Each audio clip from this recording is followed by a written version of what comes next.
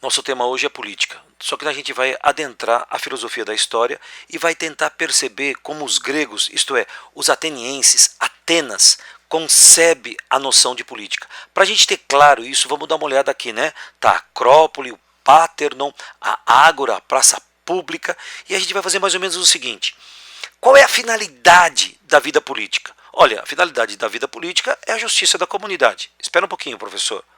O que os gregos entendem de justiça? É isso que nós vamos discutir então. Olha, os gregos partem do princípio que a polis, ela segue o quê? Uma ordem, e essa ordem é uma ordem divina e uma ordem natural. Como é que seria isso? É o seguinte: essa ordem ela vai regular, ela vai julgar, ela vai punir todas as ações do quê? Das coisas e também dos seres humanos. Então, o que os gregos pressupõem? Que existe uma ordem, e essa ordem natural ou divina que regula as coisas deve ser necessariamente seguida para que haja o quê? Justiça. Então, o que é justo? Justo é o que segue a ordem natural. Justo é o que respeita a lei natural. Mas vamos fazer o seguinte: a polis, para ser justa, então a polis ela vai existir por natureza? Ô professor, a ideia parece que sim. Por que você está colocando essa interrogação? Calma. A polis vai existir por convenção? Mas, professor, o senhor acabou de dizer que ela tem que seguir uma ordem natural. Portanto, existe uma natureza que determina as coisas. Calma. Vamos tentar uma solução para isso? Com quem? Com os sofistas. Quem são os sofistas? Os sofistas são os filósofos que aparecem como educadores. Eles estão em que período da Grécia? Do século de Péricles, o século da democracia. E que os sofistas vão educar. Eles vão educar na Atenas democrática, eles vão ensinar o quê? O discurso, mas um discurso ligado à persuasão, à retórica, portanto, para tentar te convencer a ter um determinado ponto de vista, isso é uma postura, aceitar ou não uma determinada prática. Então, vou fazer o seguinte: eles são mestres da eloquência, eles vão te ensinar a falar bem. Nossa, professor, como aquele cara fala de maneira sofisticada. Isso, ele fala como um sofista. Você entendeu, cara? Muito bem. Então os sofistas vão ensinar a você a fazer o quê? A dar opinião. Olha só o pensamento do Protágoras. O homem é a medida de todas as coisas. Quando eu falo que o homem é, eu estou dando aqui um verbo de essência. Então tudo que o ser humano diz a respeito das coisas, as coisas são. O que os sofistas então querem dizer com isso? Que o homem é a medida de todas as coisas? É simples.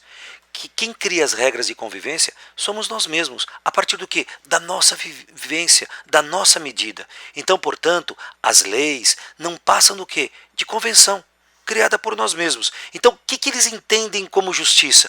Justiça é consenso, justiça é convenção.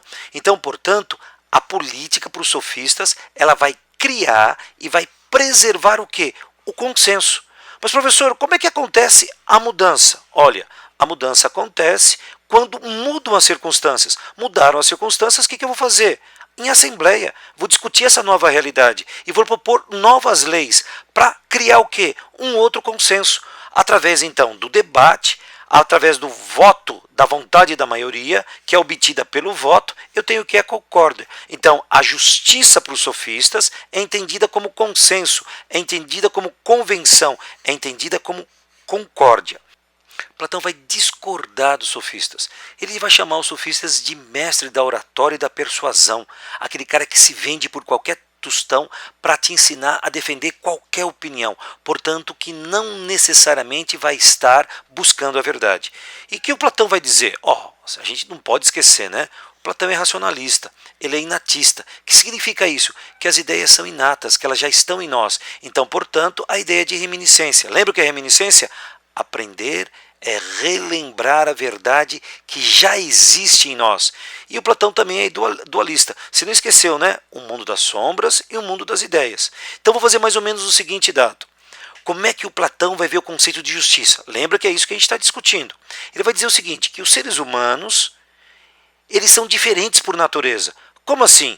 Então, portanto, se os seres humanos são diferentes por natureza, há uma natureza que determina o que nós somos. E o que nós somos? Diferentes. Portanto, a justiça política é colocar cada ser humano no seu devido lugar. Professor, como é que ele vai fazer isso? Ele tem todo um projeto. Olha só, o Platão vai fazer o seguinte, ele vai dizer que a polis e os seres humanos, eles possuem o quê? A mesma estrutura. Como? Calma, uma estrutura tripartite. O que é isso? 3 partes. Então vamos fazer o seguinte, nós temos a nossa alma, que é a psique. O que é alma? Alma é princípio de atividade, portanto é aquilo que faz com que nós sejamos o que nós somos. Vamos dar uma olhada então nas 3 almas, alma racional, colérica e desejante. Você está vendo, ó, tripartite, nós temos 3 almas.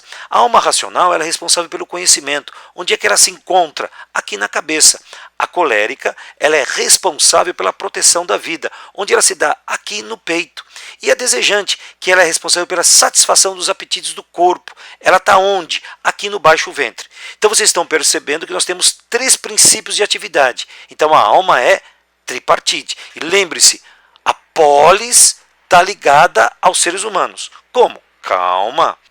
Nós sabemos então que a mesma estrutura da polis é a estrutura do corpo e vice-versa.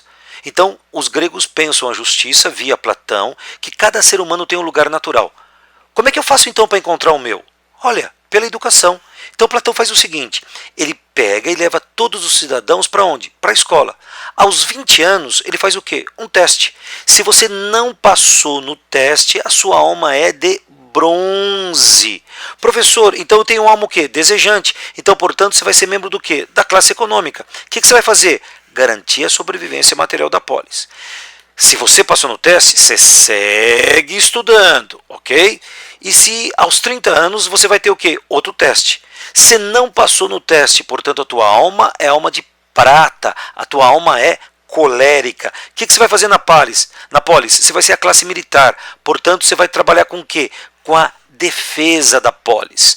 Lembra então, se você passou no teste, você vai continuar estudando e você vai chegar aos 50 anos e vai aprender a arte do diálogo a 2. Portanto, você vai aprender o quê? A filosofia. Portanto, a tua alma é alma de ouro. É a alma racional. É a classe dos magistrados. Que vão fazer o quê?